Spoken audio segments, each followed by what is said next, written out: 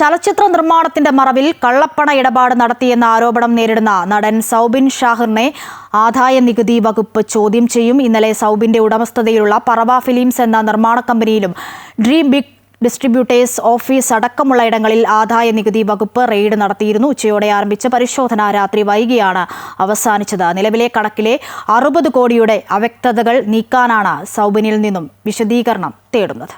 Manjummel boys എന്ന ചിത്രത്തിന്റെ നിർമ്മാണവുമായും കളക്ഷനുമായി ബന്ധപ്പെട്ട രേഖകൾ പരിശോധിച്ചപ്പോഴാണ് 60 കോടിയിൽ പരം രൂപയുടെ ക്രമക്കേടുകൾ ശ്രദ്ധയിൽപ്പെട്ടത്.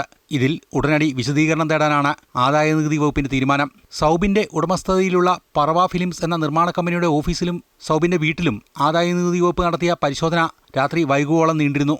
സാമ്പത്തിക ഇടപാടുകളുമായി ബന്ധപ്പെട്ട ചില നിർണായക രേഖകൾ ആദായനികുതി വകുപ്പ് കണ്ടെത്തിയിട്ടുണ്ട്.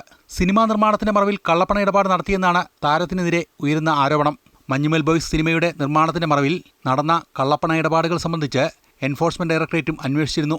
സൗബിനെ കൂടാതെ പിതാവ് ബാബു ഷാഹിർ, നിർമ്മാതാവ് ഷോൺ ആന്റണി എന്നിവരെയും നേരത്തെ ED ചോദ്യം ചെയ്തിരുന്നു.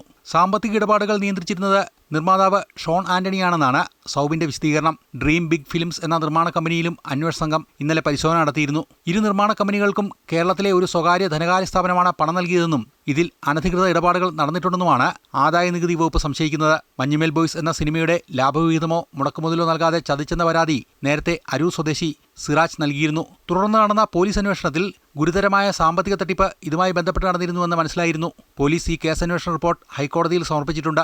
7 കോടി രൂപയാണ് സിറാജ് സിനിമയ്ക്കായി നിക്ഷേപിച്ചത്. 18.65 കോടി രൂപ നിർമ്മാണ ചെലവ് വന്ന ചിത്രത്തിന് 22 കോടി ചിലവായെന്ന് ഇവർ പരാതിക്കാരനെ ധരിപ്പിച്ചു.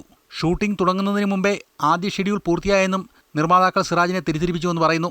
സിനിമ വലിയ ഹിറ്റായിട്ടും 1 രൂപ പോലും നൽകിയില്ല. ഇക്കാര്യം ബാങ്ക് രേഖകളിൽ നിന്ന് വ്യക്തമായെന്നും റിപ്പോർട്ടിൽ പറയുന്നു.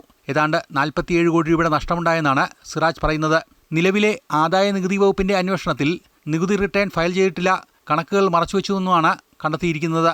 സിനിമാ മേഖലയിലെ കള്ളപ്പണ ഇടപാട് സംബന്ധിച്ച് നിർമ്മാണ കമ്പനികളെ കേന്ദ്രീകരിച്ച് ED അന്വേഷണം നടത്തിവരുന്ന ഘട്ടത്തിലാണ് ഇപ്പോൾ ആദായ നികുതി വകുപ്പിന്റെയും ഇടപെടൽ. അമൃത ന്യൂസ്, കൊച്ചി.